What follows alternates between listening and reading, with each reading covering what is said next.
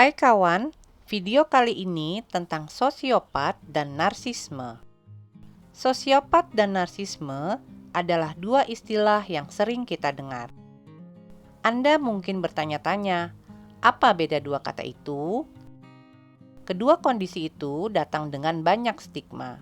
Jadi, untuk memahami mereka lebih baik, kita akan melihat perbedaan di antara mereka. Apa itu sosiopat? Sosiopat adalah seseorang dengan gangguan kepribadian atau dikenal dengan istilah ASPD, Antisocial Personality Disorder. Sosiopat bukan istilah medis dan paling sering dihubungkan dengan kondisi tertentu. Orang dengan ASPD cenderung sering mengalami masalah dalam mengikuti aturan dan hukum, kurang memiliki empati terhadap orang lain, dan bertindak impulsif. Menurut klinik Cleveland dan Mayo, beberapa tanda ASPD lainnya adalah termasuk kurangnya penyesalan setelah menyakiti orang lain, perilaku sembrono, hubungan yang kacau dan kasar, perilaku manipulatif, tidak menghargai orang lain, serta penyalahgunaan obat-obatan dan zat terlarang. ASPD dianggap sebagai gangguan kepribadian klaster B, artinya perilaku tersebut bersifat emosional, tak terduga, dan dramatis. Sekitar 1-4% orang di Amerika Serikat diduga memiliki kondisi ini, tapi mungkin sulit untuk mengatakannya karena gejala ini sering tidak terdiagnosis. Apa itu narsisme?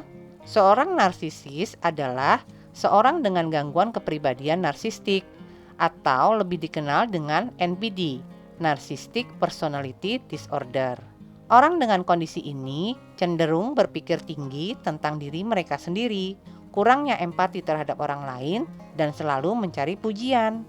Menurut klinik Cleveland dan Mayo, tanda-tanda NPD termasuk rasa vitalitas yang berlebihan, perilaku manipulatif, memandang rendah orang lain, sering merasa berhak, sombong, dan hanya akan bergaul dengan orang-orang yang berstatus tinggi. Seperti ASPD, NPD juga merupakan gangguan kepribadian klaster B, dan orang dengan keadaan ini sering tidak terdiagnosis, makanya mereka tidak mencari pengobatan. Sekitar 5% dari populasi diyakini memiliki kondisi ini. Apakah dua kondisi ini sama? Gejala NPD dan ASPD tumpang tindih dalam banyak hal. Kecenderungan kurangnya empati terhadap orang lain dan mengambil keuntungan sekedar untuk mencukupi kebutuhan mereka. Mereka bisa tampil menawan dan akan menggunakan sifat itu untuk memenangkan hati orang lain. Secara umum, orang dengan dua kondisi tersebut cenderung fokus pada diri mereka sendiri dan menggunakan orang lain hanya untuk keuntungan mereka. Jika tidak diobati, hubungan dengan orang lain bisa jadi berantakan. Bagaimana dua kondisi ini bisa berbeda? Salah satu perbedaan terbesar antara dua kondisi ini adalah bagaimana orang-orang dengan NPD sangat peduli tentang bagaimana orang lain memandang mereka, sedangkan mereka dengan SPD tidak.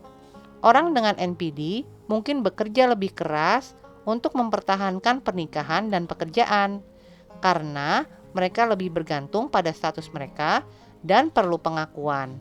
Sedangkan orang dengan SPD dapat meninggalkan apapun setelah tidak lagi memenuhi tujuannya. Secara keseluruhan, orang dengan NPD akan bekerja untuk terus mendapat kekaguman, sedangkan mereka dengan ASPD akan berkeliaran untuk memenuhi kebutuhan mereka. Bagaimana seharusnya kita memperlakukan mereka? Penting untuk diketahui bahwa penderita NPD dan SPD tetaplah manusia biasa. Mereka hidup dengan syarat yang menyebabkan banyak stres pada diri mereka sendiri dan orang-orang di sekitar mereka. Sementara banyak yang tidak mengejar jenis perawatan kesehatan mental apapun atau melakukannya karena terpaksa. Kedua kondisi ini memiliki pilihan untuk pengobatan. Umumnya, mereka akan membutuhkan bantuan profesional untuk kesehatan mental yang memiliki keahlian dalam gangguan tertentu. Kombinasi obat-obatan bersama psikoterapi umum dapat membantu mengelola gejala kedua gangguan tersebut. Di satu sisi, NPD dan ESPD memang memiliki kesamaan. Di sisi lain, NPD dan ESPD adalah kondisi yang berbeda, dengan masalah dan penanganan yang berbeda pula. Ingat untuk selalu meminta dan mencari bantuan profesional untuk kesehatan mental yang lebih berkualitas. Berhubungan dengan orang yang tepat dapat menjadi langkah awal yang baik untuk meningkatkan kualitas hidup Anda.